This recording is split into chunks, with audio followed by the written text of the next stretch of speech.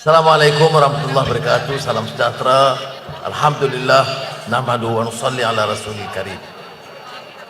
Rakan-rakan menteri, saudara Duta Besar, saudara Nazri, sahabat lama, ramai tetamu yang bersama di sini, ada Gubernur Bank Negara, ada KSU, Kementerian Luar Negeri, pengurusi Suruhanjaya Security, ramai. Jadi saya harap dapat dimanfaatkan dalam perbincangan di meja-meja berkenaan. Bagi pihak rakan-rakan menteri dan perwakilan yang hadir, saya ucap terima kasih kepada Jatuh Kuasa Diaspora yang menganjurkan majlis yang permai dan mengajak anak-anak muda, mahasiswa, mahasiswi untuk bersama dengan kita. Di setiap program yang kita adakan di luar negara, kita pastikan ada pertemuan untuk menjelaskan dasar negara dan masalah perkembangan mutakhir di negara. So may I express my profound gratitude and thanks to the organizers, other the embassy, under my friend Nazri, and the various organizations for the splendid arrangements and inviting us all, including our students. Now, we are fortunate that the reception in New York has been very positive, partly to the effort of all our government agencies, embassy, and the mission. So let me begin by expressing my appreciation and thanks to the embassy, the mission, and all the friends who has helped make this visit a great success. This is essential. You see, throughout history and in all societies, you would appreciate one pertinent point, that civilizations can rise, civilizations can fall. The noted Muslim sociologist Abdurrahman Ibn Khaldun wrote in his Muqaddimah, the nomadic society becomes quite sedentary in a city-state, Medina. With the esprit de corps working together, they can rise, build a new culture, establish a modern society with certain ideals to improve the welfare of the society. This idealism has helped forge this new nation. But sometimes after generations, leaders tend to be complacent, corrupt, abuse their power, and you can see a decline in this civilization after the third, fourth generation. The noted American historian Arnold Toynbee used this thesis and talked about a cyclical theory of civilization. Civilizations can rise, civilization can fall. It will rise because of the ideals, the policies that can generate growth, equity, justice. A society based on principles and values. Let us take the case of the United States of America. One is familiar with Alexis de Tocqueville, a noted French philosopher who visited America in the early period.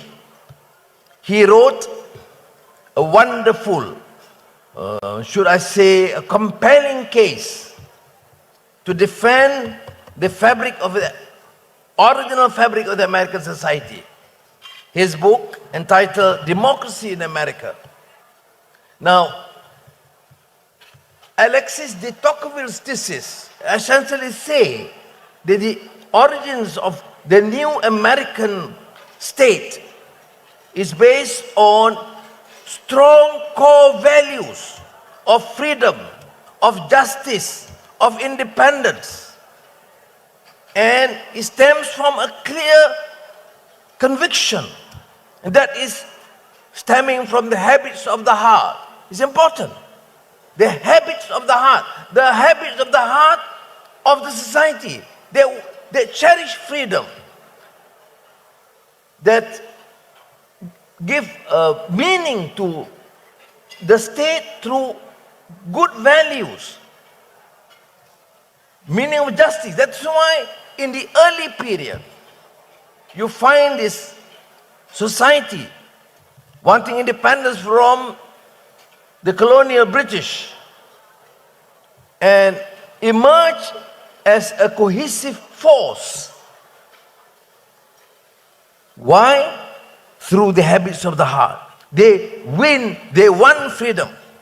They cherish justice. They want the state to survive as a new nation, a successful nation. But according to Arnold Toynbee, not necessarily about the United States, but societies in general and nations in general can rise because of these ideals, but may fall because of poor governance, corruption, abuse of power, and lackadaisical attitude, particularly among leaders. So you must remember that Malaysia is not necessarily a state, a nation that will continue to survive and excel if we do not take note of the observation by people like Ibn Khaldun or Arnold Toynbee in the United States, the historian. Now, we have come to a stage in Malaysia. If you in New York, you in the States, who have been here for 40 years, 20 years, 10 years, will realize there was a period that people accord respect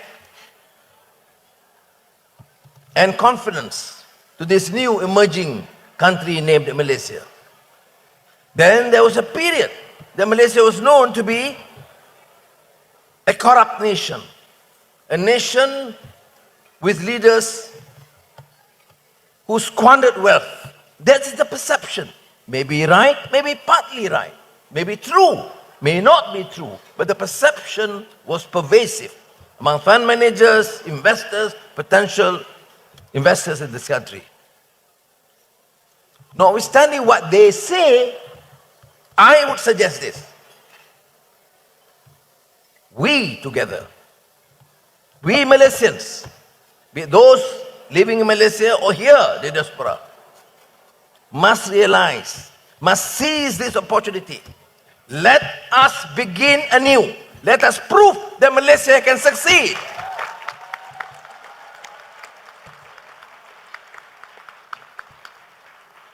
And my dream, and so is my team, is to prove a point that we, Malaysians, Malays, Chinese, Indians, SABAH and Sarawakians, regardless, have that determination that we will emerge as a strong nation in the region.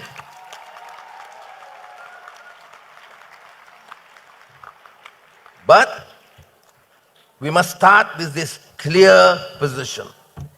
Enough of racism, enough of corruption, enough of religious bigotry. We want more unity, more work, and clarity of purpose. So I would say, Alhamdulillah, we are stable. This government, the unity government, inshallah, will continue for the next 4.5 years, steady, resolute, clarity of policies. And thanks to my colleagues, after the initial, should I say, not necessarily turbulence, initial tensions, now, September, in the spirit of Independence, National Day,